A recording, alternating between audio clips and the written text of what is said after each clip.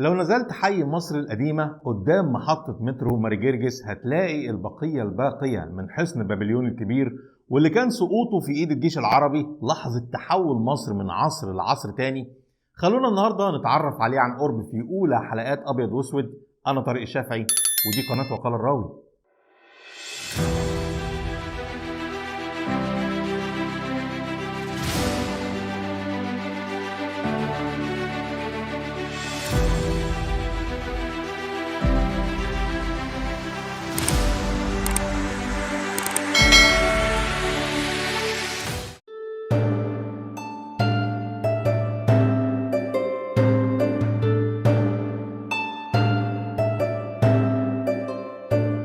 بعد هزيمة الملكة كليوباترا ومارك أنتوني في معركة أكتيوم عام 31 قبل الميلاد، دخل الجيش الروماني الإسكندرية وأمر الإمبراطور أوكتافيوس بنشر قواته في كل أنحاء مصر إيذانا بضمها لرقعة دولته الكبيرة. في عهد الإمبراطور تراجان مطلع القرن الثاني كان لابد من بناء حصن قوي يكون مقر للحمية الرومانية في مصر تحسبا لأي حركة تمرد أو انفصال.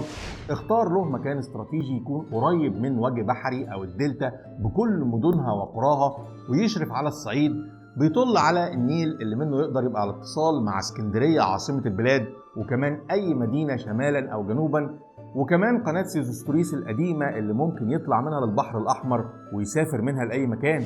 أما بقى عن الاسم فمش هتلاقي في كتب المؤرخين سبب معين للتسمية إلا لنسبة تأسيسه للأشوريين لما احتلوا مصر في نهاية العصر القديم. بعض الروايات كمان بتعود بزمن البنى إلى عصر الملك سنوسرت الثالث في الدولة الوسطى، واللي أسس القناة اللي كانت بتربط النيل بالبحر الأحمر من مكان قريب من مكان الحصن. الكلام ده كله مش ثابت تاريخيا وثبت خطأه وتم تصحيحه من كتير من الباحثين والأثريين في العصر الحديث. المهم الحصن كان اسمه في العصر الروماني هو قلعة مصر، اتعرف في كتابات المؤرخين العرب باسم قصر الشمع، نظرا لان هم زي ما بيقولوا المقريزي في خططه ان هم كانوا بيولعوا شموع في بعض الابراج بالليل في كل شهر في اليوم اللي كانت بتنتقل فيه الشمس من برج لبرج، وده التقليد اللي فضل لغاية العصر المملوكي تقريبا. أما كلمة بابليون فجت في الكتابات التاريخية لبعض المستشرقين والرحالة اللي كتبوا عن مصر في بداية القرن ال17 الميلادي، واللي قالوا إن الحصن اتبنى جنب مدينة قديمة بتحمل نفس الاسم. البنى تم بأحجار من معابد أو مباني قديمة كانت موجودة في نفس المكان أو من أطلال مدينة منفيس القديمة واللي كانت قريبة جدا من موقع الحصن.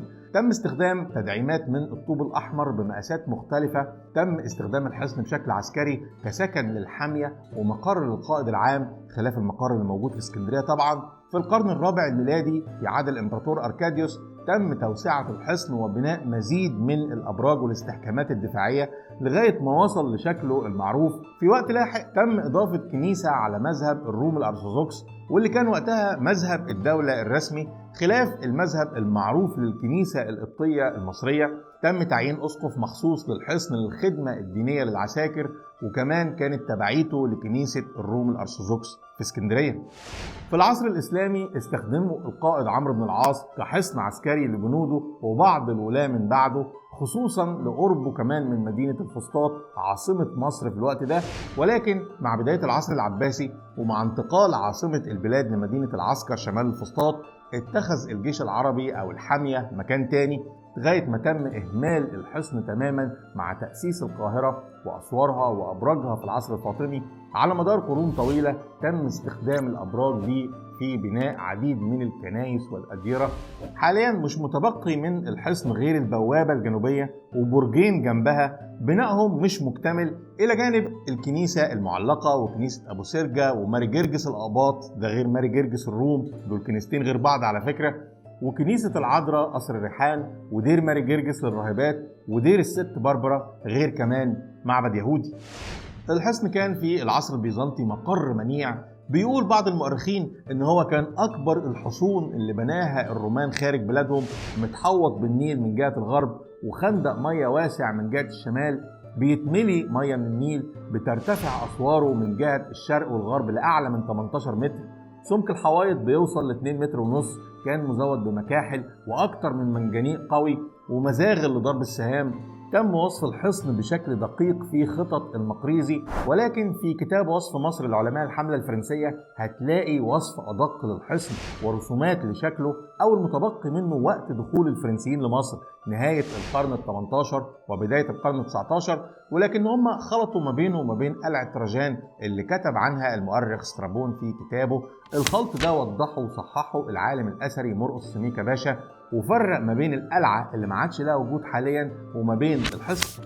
حاليا بيضم حصن بابليون إلى جانب ال6 كنايس اللي فيه المتحف القبطي اللي أسسه مرقس سميكة باشا عام 1910، واللي رغم صغر حجمه بيضم قطع أثرية نادرة بترجع للعصور اليونانية والرومانية والإسلامية، إلى جانب عديد من المخطوطات باللغة المصرية القبطية واليونانية والعربية. بيزوروا يوميا حوالي 300 زائر، وده بيدينا إحساس قد إيه هو محدود، لكن يعتبر من أهم وأقيم متاحف الآثار القبطية في العالم.